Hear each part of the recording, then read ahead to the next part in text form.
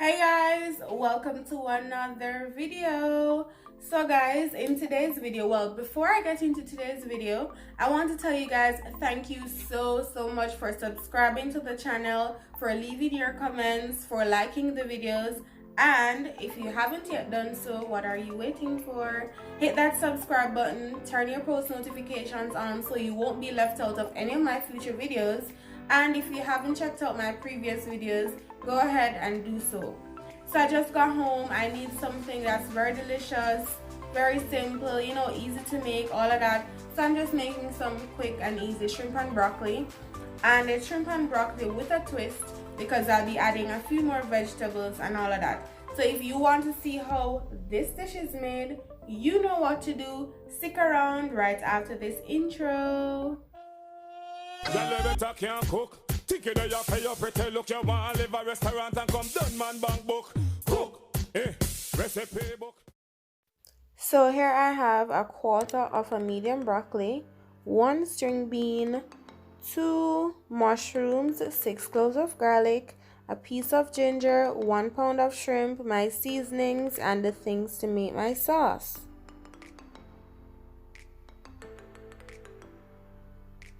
Now to season my shrimp, my 1 pound of shrimp, I'll be adding a teaspoon of all-purpose seasoning and cayenne pepper and just a pinch of salt and pepper. Now I'm just going to rub this all over my shrimp to get them nice and coated with the seasoning, and I'm going to rest this in the fridge. Now guys, on to making the sauce. I'll be adding some light soy sauce. You can add flavored soy sauce if you like. I'm just going in with a half a cup of soy sauce. If you do not like the taste of soy sauce, you can go ahead and dilute this with water. Now I'm going to be adding some ketchup. I'm using the ketchup as a thickening agent. You can use the starches that remember the starches that I showed you if you have seen my previous videos from the supermarket. You can use cornstarch, bean starch, any starch that's available to you to make your sauce thick, but ketchup will do it for me. You could also use oyster sauce, or if you like barbecue flavor, you could go ahead and add a little barbecue sauce. Now I'll be adding some sugar, just a tablespoon of sugar actually, because it's weird to say yes, this sugar is not sweet, but it's really and truly not sweet. As I had mentioned in my mango carrot ginger drink video, you'd have to use a lot of this, like way more, to get this really sweet.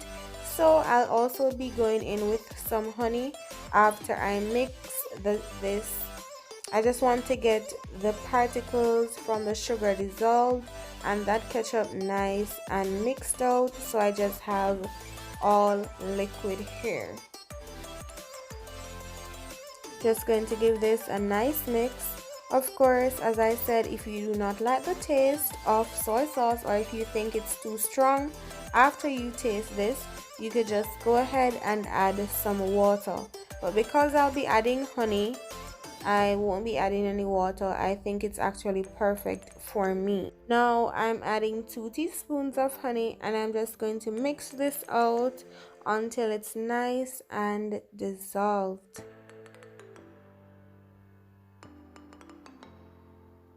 Now moving on guys, to blanching my vegetables, I'm just going to be adding the vegetables to this pot filled with hot water for 3 minutes max. You do not want to exceed 3 minutes because you'll also be adding the sauce, and at the end of the day, or at the end of the dish, you actually want your vegetables nice and crunchy. Mushroom is just so good. I just couldn't make my shrimp and broccoli without adding my mushrooms to it, and I absolutely love my beans. I'm just going to stir this, and I'm just going to leave it for the 3 minutes, drain and prepare it to be added to my dish when it's time. Now to a pot, I'll be adding 2 tablespoons of butter, or a tablespoon and a half of butter, and then before the butter is all melted, I'm going to go ahead and add my garlic and my ginger.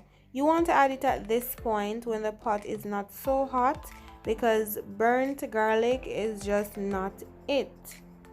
So I'm just going to allow this to release all the flavor into the butter before I add my shrimp.